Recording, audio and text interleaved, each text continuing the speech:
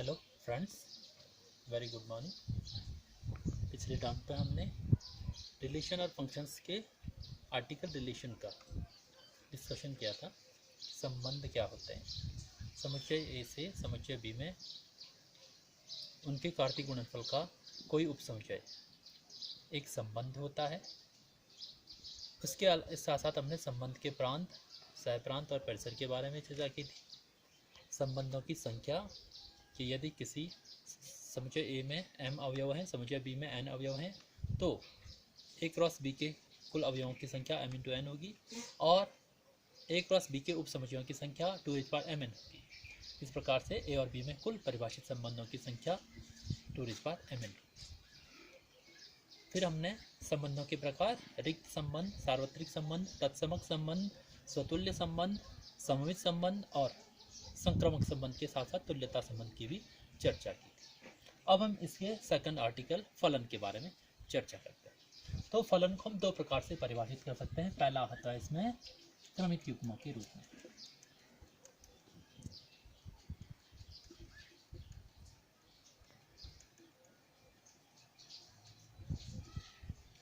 किसी अरिक्त समुच्चय ए से अरिक्त समुच्चय बी में कोई संबंध फलन f कहलाता है यदि समुच्चय ए के प्रत्येक अवयव स्मॉल a के लिए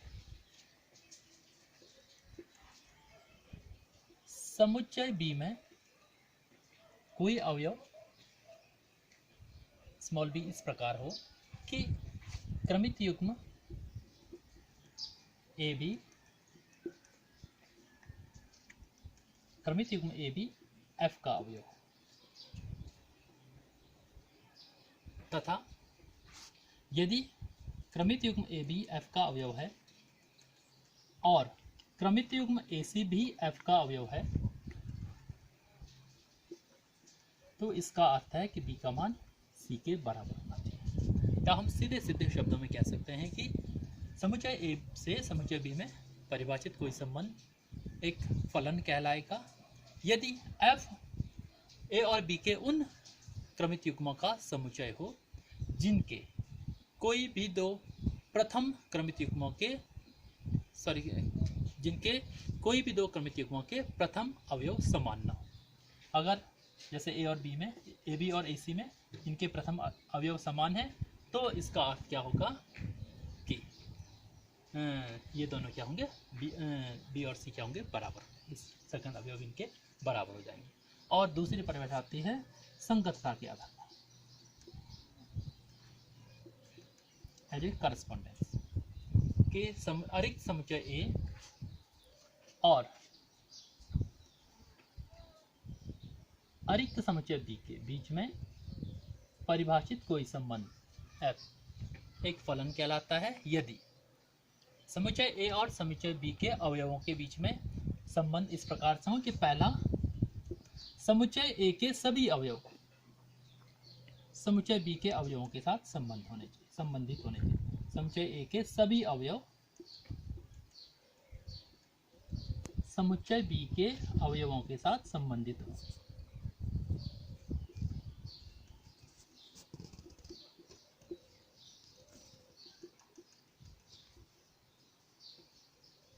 और दूसरा, समुच्चय ए का कोई अवयव समुच्चय बी के एक ही अवयव के साथ संबंधित होना चाहिए।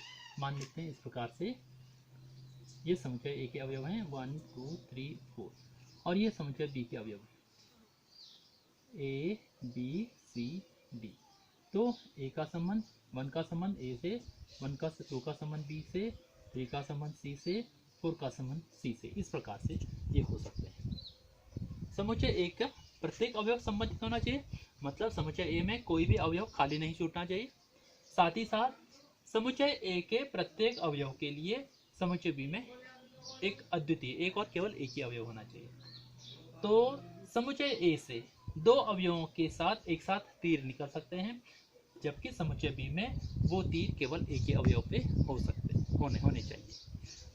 अर्थात हम कह सकते हैं कि समुच्चय ए के किसी भी अवयव से दो तीर एक साथ नहीं निकलने चाहिए, यद्यपि समुच्चय बी में दो तीर एक साथ मिल सकते हैं। तो इस संगतता के रूप में हम परिभाषा इस प्रकार से कह सकते हैं कि अरिक्त समुच्चय ए से अरिक्त समुच्चय बी में कोई संबंध f एक फलन कहलाएगा यदि समुच्चय ए का प्रत्येक अवयव समुच्चय बी के किसी अद्वितीय अवयव के साथ संबंधित हो। अद्वितीय का अर्थ होता है एक और केवल एक। समुच्चय बी के वे अवयव जो समुच्चय ए के अवयवों के साथ संबंधित होते हैं उन अवयवों के प्रतिबिंब कहलाते हैं। जैसे हम कह सकते हैं कि ये ए अवयव समुच्चय बी का अवयव ए समुच्चय ए के अवयव 1 का प्रतिबिंब होगा। इसी प्रकार समुच्चय बी का अवयव बी समुच्चय ए के अवयव 2 का प्रतिबिंब होगा। इसी प्रकार समुच्चय बी का अवयव सी समुच्चय ए के अवयव 3 का प्रतिबिंब होगा तथा समुच्चय बी का अवयव सी समुच्चय ए के प्रतिबिंब समुच्चय ए के अवयव 4 का भी प्रतिबिंब होगा। और समुच्चय के ए के वे अवयव जो समुच्चय बी के अवयवों के साथ संबंधित होते हैं उन अवयवों के पूर्व प्रतिबिंब कहलाते हैं। तो ए के अवयव बी के अवयवों के पूर्व प्रतिबिंब और बी के अवयव ए के अवयवों के प्रतिबिंब कहलाएंगे। 1 का प्रतिबिंब ए का पूर्व प्रतिबिंब 1, 2 का प्रतिबिंब बी का पूर्व प्रतिबिंब 2, 3 का प्रतिबिंब सी का पूर्व प्रतिबिंब 3 और 4 का प्रतिबिंब सी का पूर्व प्रतिबिंब 4। इस प्रकार से अब आते हैं संबंध का प्रांत, सह प्रांत और परिसर।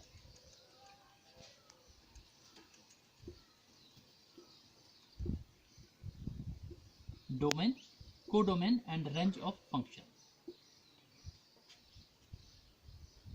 यदि f a से b में कोई फलन है जिसको कि हम निरूपित करेंगे f colon a arrow b, ऐसा निरूपित करते हैं और इसको पढ़ते हैं f is a function from a to b या f maps from a to b, ऐसे भी इसको कभी कभी पढ़ते हैं। तो यदि f a से b में कोई फलन है तो इस समुच्चय a को फलन f का प्रांत कहते हैं, समुच्चय b को फलन f का सह प्रांत या सह डोमेन या कोडोमेन कहते हैं और समुच्चय b के उन अवयवों के समुच्चय जो कि समुच्चय a के अवयवों के साथ संबद्ध होते हैं इस फलन f का परिसर कहलाते हैं। तो प्रांत तो हो गया a, सह प्रांत हो गया b और परिसर हो जाएगा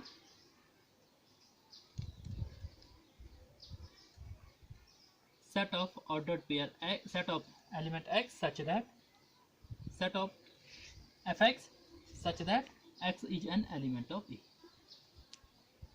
के अवयवों के प्रतिबिंबों का समुच्चय, ये कहलाएगा फलन का परिसर। जैसे इस उदाहरण में देख लेते हैं तो प्रांत हो जाएगा इस उदाहरण में a इक्वल टू 1 2 3 4, सह प्रांत हो जाएगा a b c d तथा परिसर हो जाएगा समुच्चय a b c। तो जो फलन का परिसर होता है वह फलन के सह प्रांत का उप समुच्चय होता है, सबसेट होता है। कभी कभी वो सह प्रांत के बराबर भी हो सकता है अथवा उसका कोई उप समुच्चय भी हो सकता है। फलन के प्रांत, सह प्रांत और परिसर। इसके बाद आते हैं फलनों के प्रकार।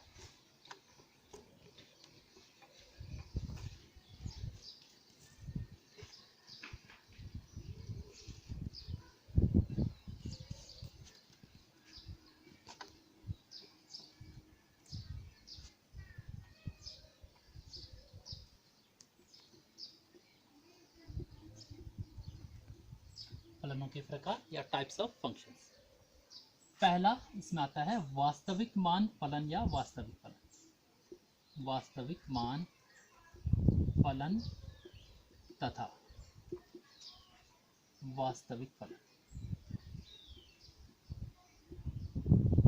Real valued functions and real function.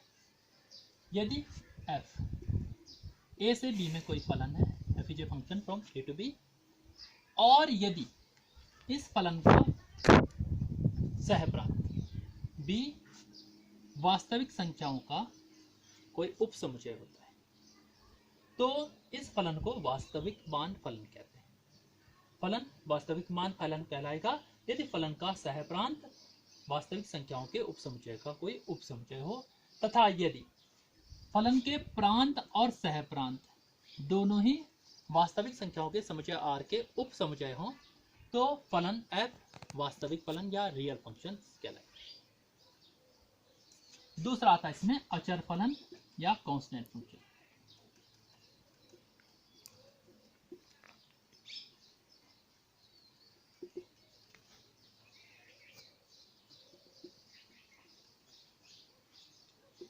वास्तविक संख्याओं के समुच्चय r से r में परिभाषित कोई फलन f अचर फलन कहलाता है यदि वह फलन प्रांत r के प्रत्येक अवयव को सहप्रांत के किसी अचर अवयव से संबद्ध करे।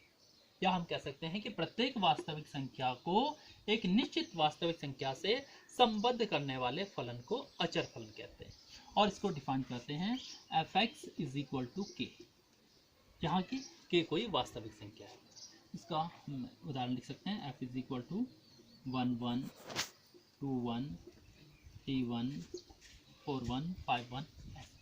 प्रत्येक संख्या को ये 1 से संबद्ध कर रहा है। और इसको अगर हम तीर आरेख से दिखाएंगे तो तीर आरेख ये हो गया r डोमेन, ये हो गया r कोडोमेन, ये इसके अवयव हो गए -3 -2 -1 0 1 2 3।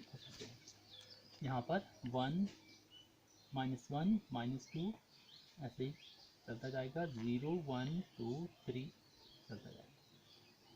अगर इस टाइप से है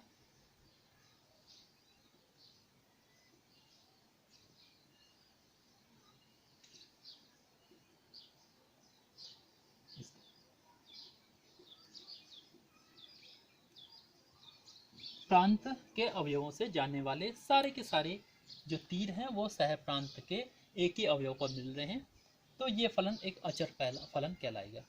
इसको हम सीधे सीधे एक सिंपल सा उदाहरण कह सकते हैं कि कक्षा में पढ़ने वाले विद्यार्थियों का समुच्चय माना a है और कक्षा के अध्यापकों का समुच्चय b है। तो किसी कक्षा में पढ़ने वाले समस्त विद्यार्थी उस कक्षा में पढ़ाने वाले उस समय के अध्यापक से संबद्ध होते हैं, तो ये अचर फलन हो गया। इस अचर फलन का जो प्रांत होता है वो r होता है और इसका परिसर एकल समुच्चय के सिंगलटन सेट के होता है।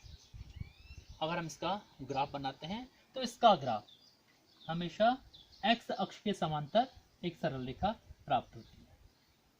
ये सरल रेखा x अक्ष के ऊपर अथवा नीचे कहीं भी हो सकती है, जैसा कि इस अचर k का चिन्ह हो। अगर अचर k का चिन्ह धन हो तो सरल रेखा x अक्ष के ऊपर होगी, अगर इस अचर का k ऋण हो तो सरल रेखा x अक्ष के नीचे होगी, और अगर k का मान 0 हो तो सरल रेखा x अक्ष पर संपाती होगी। ये हो गया अचर फलन। दूसरा फलन आता है तत्समक फलन या आइडेंटिटी फंक्शन।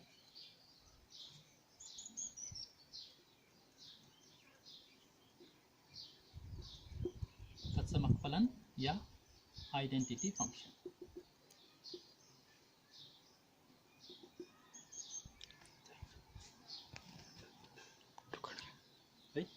पॉज करें।